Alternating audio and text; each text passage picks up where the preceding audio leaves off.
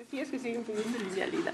Bueno, vamos a la última presentación, donde los compañeros Pedro Gallo y Marga Mariclós, que son ambos profesores contratados y doctores en la Universidad de Barcelona.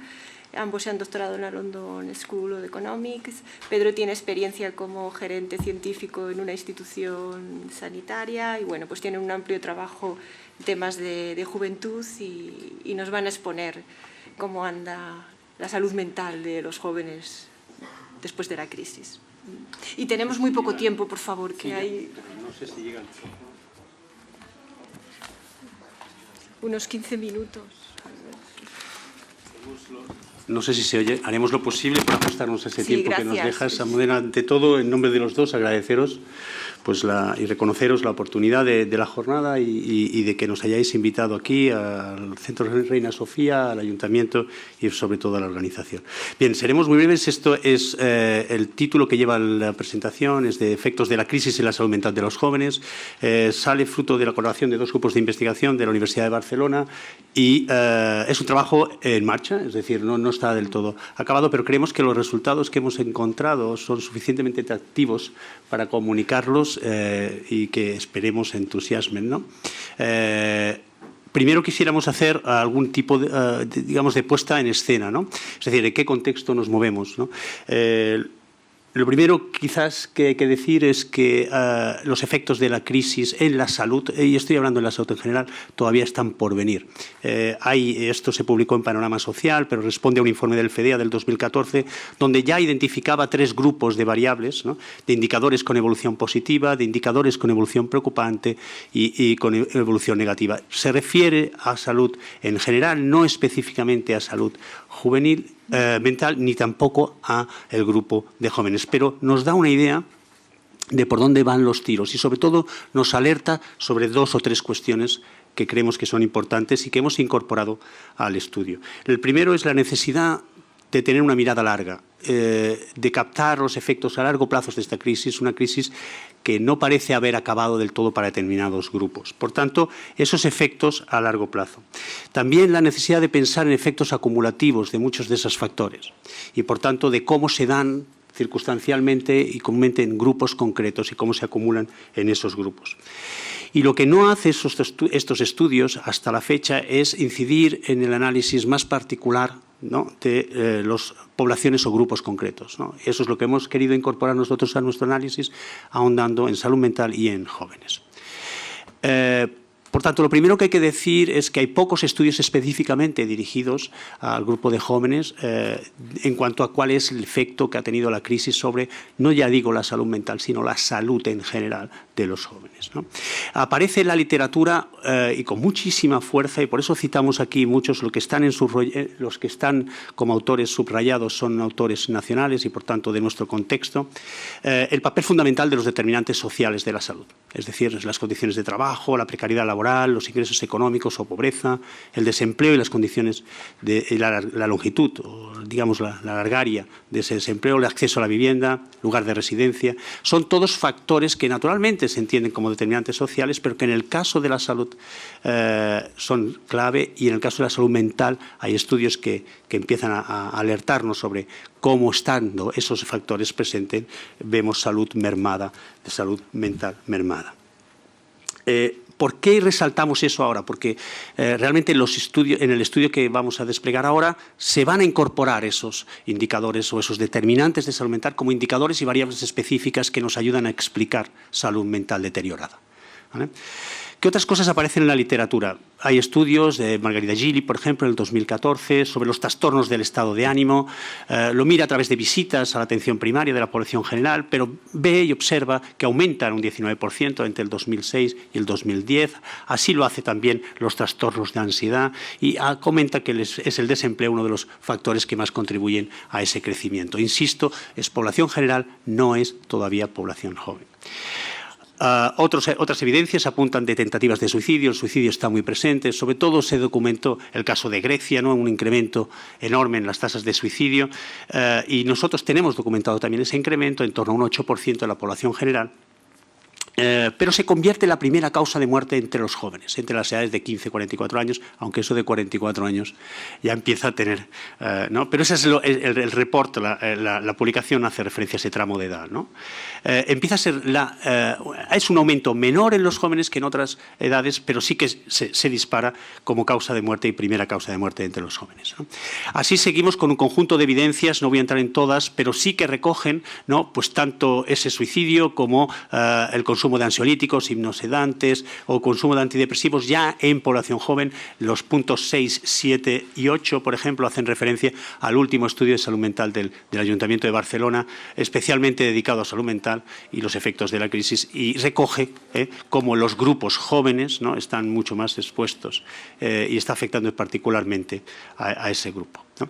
Por último, hablar de que el estado de bienestar, ¿no?, ha hecho un papel de atenuante junto con otros factores, como por ejemplo el de convivencia con los padres, etcétera, que hemos, por tanto, también incorporado al estudio y a las variables de análisis en nuestras regresiones.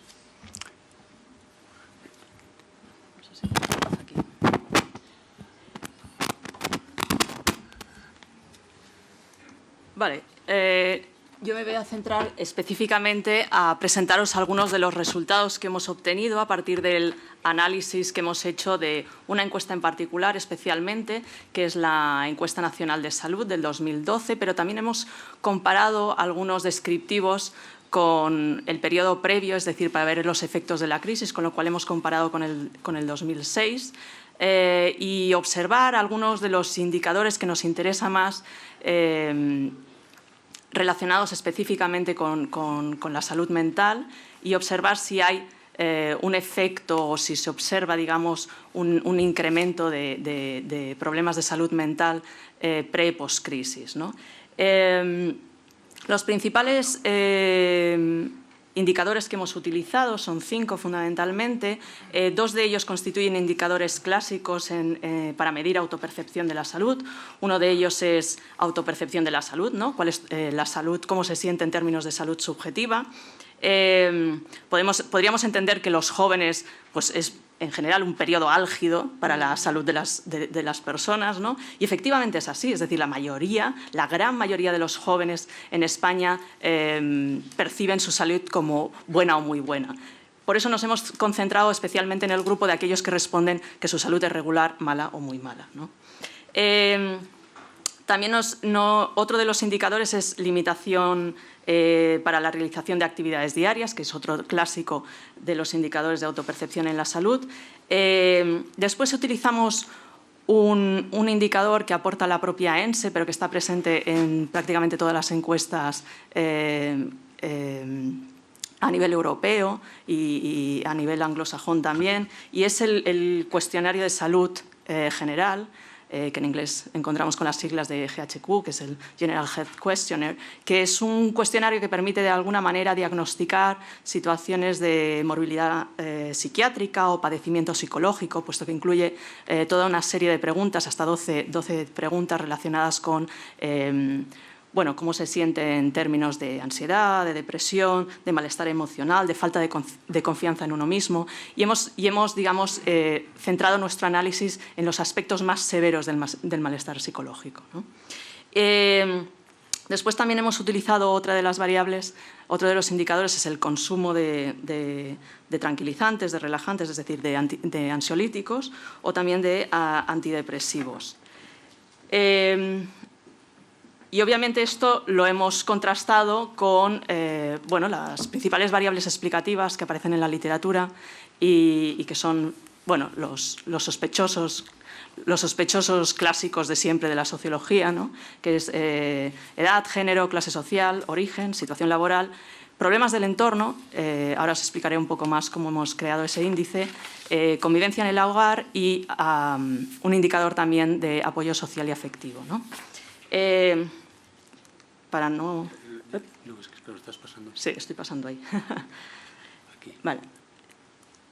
Te lo hago si quieres. Aquí os presento algunos de los descriptivos y casi os diría que es una buena noticia, y es una noticia que aparece cuando analizamos otros indicadores de salud a nivel de la población en general, y es que la crisis parece no haber afectado en algunos indicadores. Es decir, nos da resultados contraintuitivos, ¿no? Esperamos que la crisis tenga repercusiones en la salud y, sin embargo, los indicadores, tal como los medimos, luego estará por ver si lo estamos midiendo bien, ¿no? Igual que los ninis.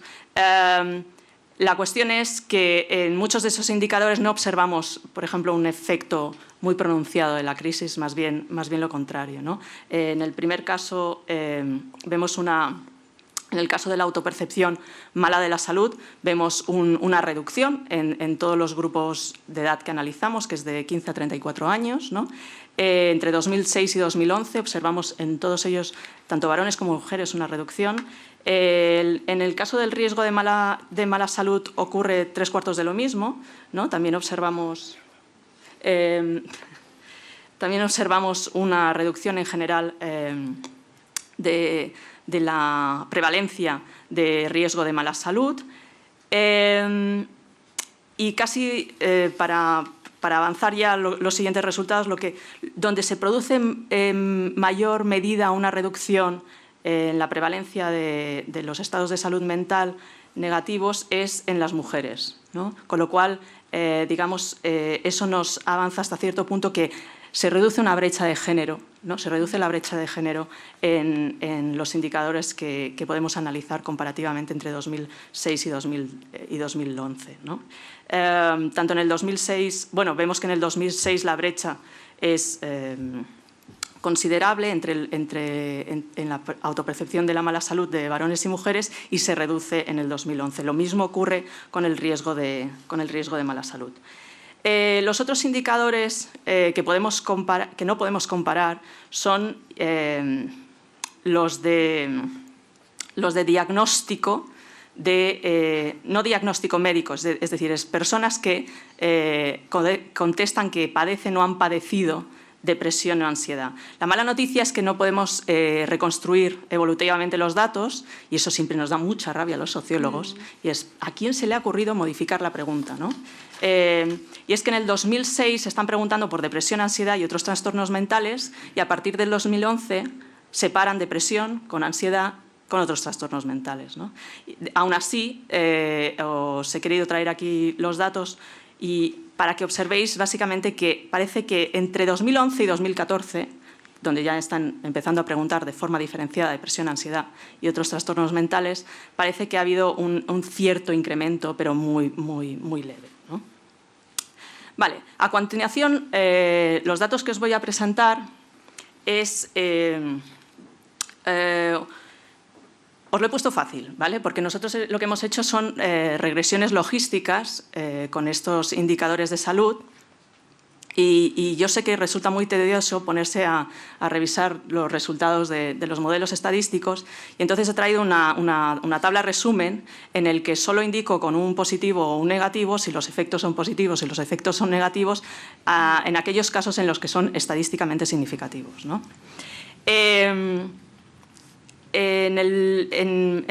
Primeramente, los dos factores que os quería indicar son factores, bueno, digamos que vienen adscritos, vienen de nacimiento, ¿no? Tú naces y tienes una determinada edad en relación a tu fecha de nacimiento y un determinado sexo, ¿no? Entonces, lo que observamos es que a igualdad de otras condiciones, a igualdad de todas las demás condiciones, origen, clase social, toda una serie de factores adquiridos a lo largo de la vida, lo que observamos es que ser más joven respecto a los de 29 y 34 años te protege, ¿no? A igualdad de otras situaciones, la juventud, digamos, te protege ante situaciones de mala salud mental, en prácticamente todos los indicadores. Todo lo contrario ocurre con el hecho de ser mujer. Ser mujer a igualdad de otras condiciones, a igualdad de origen, de clase social, de apoyo social, de condiciones del entorno, te expone a sufrir digamos, una probabilidad mayor de sufrir situaciones de mala salud mental. Es decir, ser mujer te expone enormemente a igualdad de otras condiciones. Observando algunos de los clásicos factores adquiridos, como son clase social, origen, situación laboral y también hemos construido un índice con las variables que aporta la encuesta, un índice sobre los problemas del entorno y de la vivienda. Observamos que en algunos casos, ¿no?, en algunas de las variables que analizamos, ser de una clase desfavorecida te expone más, en este caso, a tener una mala autopercepción de la salud, te expone más a padecer o haber padecido ansiedad o depresión y te expone más al consumo de antidepresivos y ansiolíticos. Eso a igualdad de otras condiciones, ¿no? No nos extraña, digamos, ese resultado, ¿no? Es decir, es un clásico ya que las personas que desempeñan, teniendo en cuenta que clase social se mide teniendo en cuenta la escala de Goldthorpe en la Encuesta Nacional de Salud, sabemos que las personas que desempeñan, digamos, ocupaciones menos prestigiosas y menos remuneradas, ¿no? En este caso la clase más desfavorecida son clases manuales con poco nivel educativo, es decir, sin cualificación, gozan, digamos, de peor salud, ¿no? El tema de la inmigración, hemos incluido el nacionalidad, y en nuestro análisis no se acredita la existencia de diferencias entre en la salud en función de la nacionalidad, ¿no? En función de si las personas son españoles o extranjeras. Eso no significa que gocen del mismo nivel de salud, ¿vale? Lo que sabemos es que por sí solo la inmigración no lo explica, sino que esas diferencias pueden ser atribuibles a otros efectos, como la clase social, como los vínculos sociales o el entorno en el que viven. Pero a igualdad de otras condiciones, la inmigración por sí sola parece no explicar. Observamos, eso sí, que tienen una menor probabilidad de reconocer que padecen o han padecido ansiedad o depresión. Y es probable que ese resultado, o nosotros creemos probable que ese resultado se pueda atribuir al hecho de que hay un proceso de selección. Es decir, los que vienen no son los que están peor en términos de salud mental, sino precisamente hay un cribaje de origen, ¿no? Digamos, son más resilientes, son digamos, más capaces de sobreponerse a situaciones de infortunio, ¿no? El clásico, situación laboral, en el caso de los jóvenes, observamos que en la mayoría de los indicadores analizados hay una probabilidad más alta de sufrir situaciones de mala salud mental. Bueno, es un aspecto a destacar. Obviamente, supone quizá uno de los primeros episodios estresantes de los jóvenes. ¿Ya? ¿En serio? Pues no sé qué abordar ya. Bueno, el siguiente indicador es el de problema de la vivienda. También es un indicador muy potente para explicar situaciones de mala salud. Y yo aquí os he traído una representación gráfica del efecto que tiene, pues, vivir en un entorno en el que hay contaminación, en el que hay ruido, en el que hay poca limpieza de las calles, en que las personas están más expuestas a situaciones de delincuencia o violencia. Y observamos que el efecto, digamos, de percibir, tener una mala salud subjetiva aumenta a medida que aumenta la exposición a esas situaciones de precariedad en el entorno, ¿no? Lo que observamos es una cierta diferencia del efecto entre varones y mujeres, y es lo que hemos querido destacar aquí, y es la brecha se abre, ¿no? Es decir, a medida que las personas están más expuestas a esas situaciones de precariedad en el entorno, parece que las mujeres lo vivan peor que los varones, ¿no? Es decir, hay un efecto género, hay un tanto diferencial.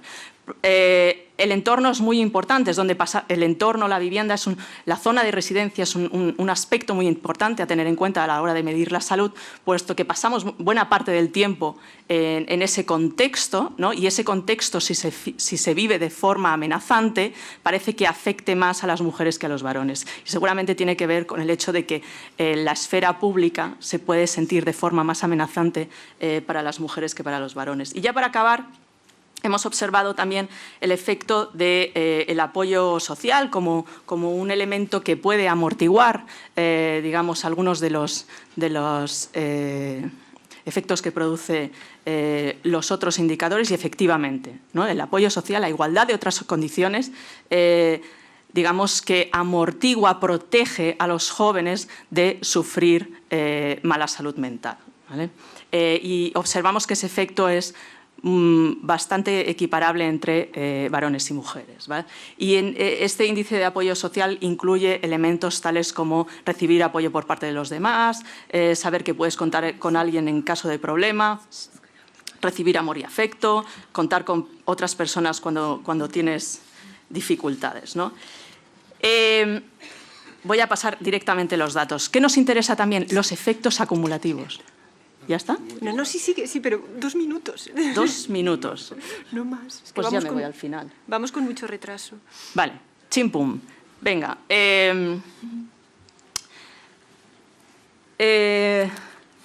Cuando te presionan te cuesta más arrancar y es aún peor, ¿sabes? Lo siento. Bueno, exacto. Efectos acumulativos. Lo que queríamos demostrar es que las exclusiones no se presentan solas, ¿vale?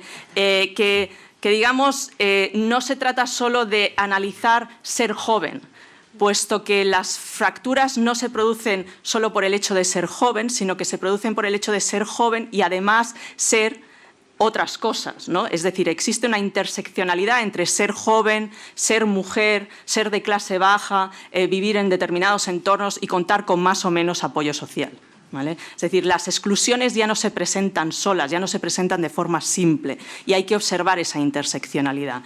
Aquí precisamente observamos esta interseccionalidad construyendo perfiles distintos de exclusión y lo que observamos es en los perfiles de inclusión máxima, ¿vale? Que es, bueno, cómo están las personas en términos de salud en las mejores condiciones posibles para desarrollar sus capacidades, como es ser varón, ser de clase alta, tener apoyo social alto, tener un nivel educativo alto, tener trabajo, te expone, digamos, bastante menos a problemas relacionados con la salud mental.